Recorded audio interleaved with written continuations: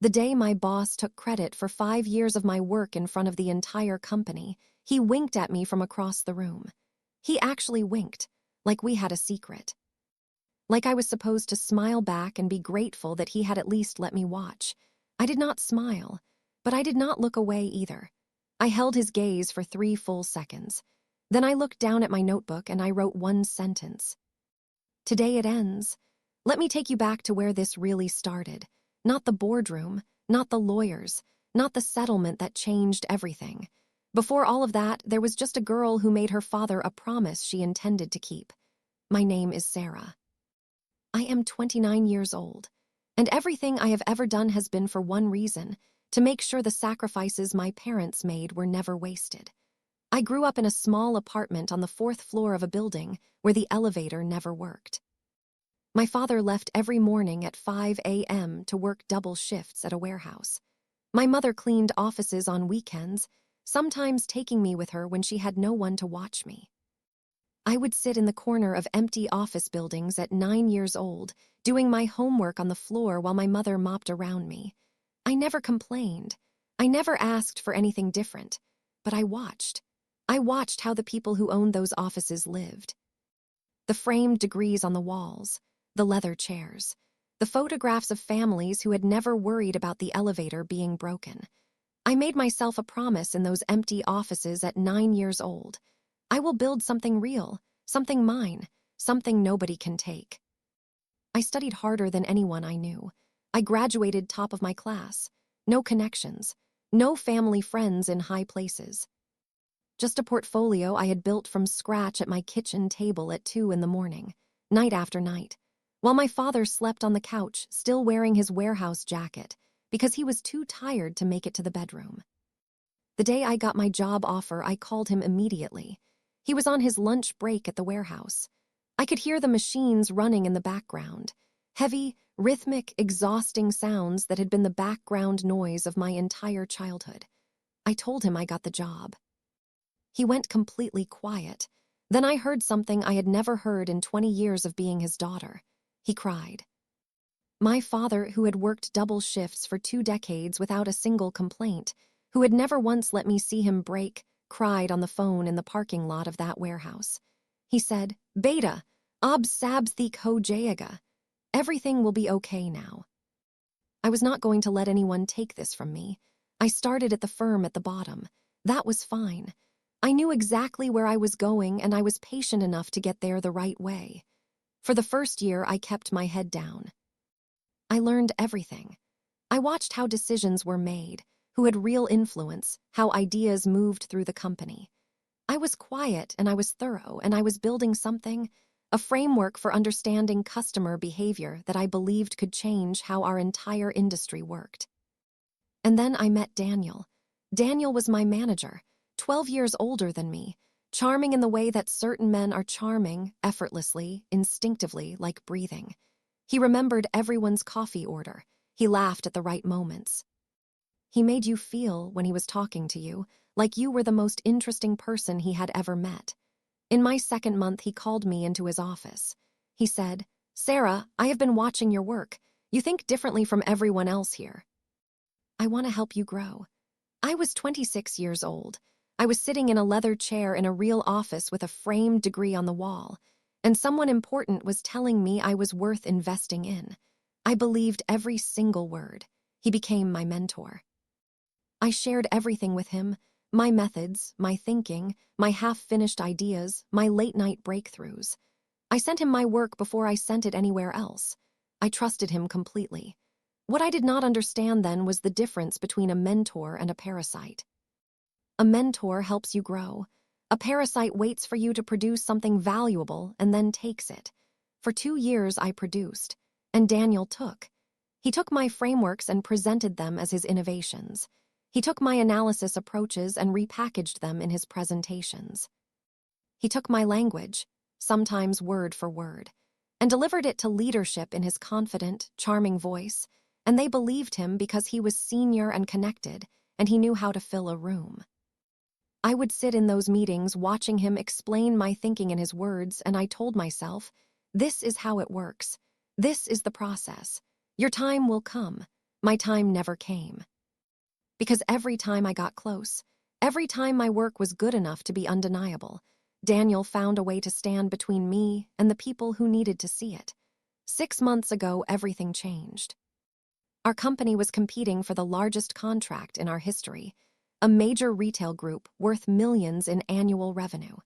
The entire pitch was built around a new analytical model, a system for predicting customer purchasing behavior with a level of precision the industry had never seen. I had built that system, 8 months of work, thousands of hours, a 60-page internal report documenting every methodology, every test, every refinement. I had shared it with Daniel privately, as I always did, asking for his feedback before official submission. He told me it needed more work. I never got to submit it officially. 3 weeks later, Daniel stood in the executive boardroom and presented my 60 pages as a 20-slide deck with his name on every single slide. He called it the Daniel method. The executives gave him a standing ovation. They announced a promotion to senior director, and across the room he looked at me and winked. I wrote in my notebook, "Today it ends." That night I did not cry. I did not call anyone. I did not post anything. I went home, made tea, sat at the same kitchen table where I had built my portfolio at 2 in the morning, and I opened my laptop. I thought about my father crying in that warehouse parking lot, and I went to work. Here is something most people do not know about digital documents. Every file carries a hidden history: creation date, edit timestamps, authorship data, version records, embedded invisibly in the file properties. Most people never look at this information. Most people do not even know it exists.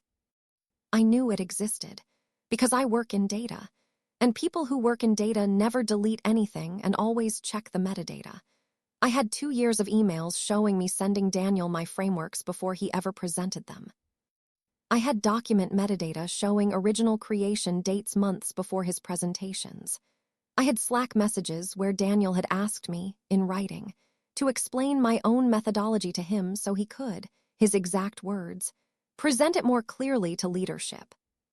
I had the original 60-page report with my name embedded in the document properties, time-stamped 8 months before his boardroom presentation. But I did not move yet, because I understood something important. If I went at HR with accusations, I would look like a disgruntled employee.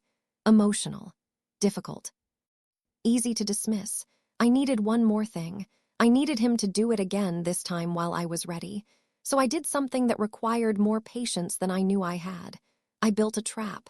I created a new framework, smaller than the first, simpler, but just impressive enough to be tempting to someone who had spent 2 years helping himself to my work. I sent it to Daniel privately with a casual note. "Early idea, not ready to share yet, just wanted your thoughts." Then I waited. Every morning I woke up and checked my email. Day 1, nothing. Day 5, nothings. Day 9, nothing. Day 11, I got a meeting invite from Daniel, all-team meeting, innovation discussion. I opened my laptop. I pulled up my original framework document. I checked the timestamp one more time. I put my phone on the table in front of me, screen down. I pressed record. Daniel presented my framework to the entire team as an idea he had been quietly developing.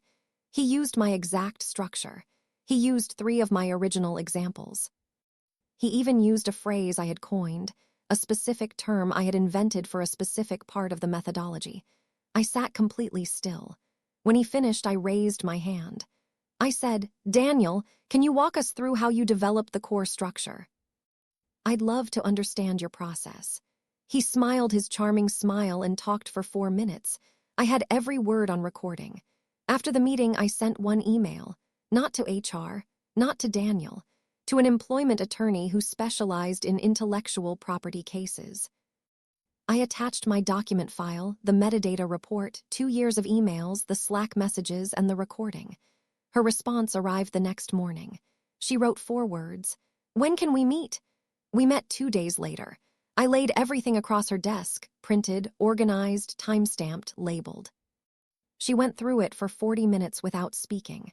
The office was completely quiet except for the sound of pages turning. Then she looked up. She said, This is one of the most documented cases I have seen in 11 years of practice. Then she said something that I will never forget. She said, "Sarah, do you understand what you have here?" I said, "Yes, I do."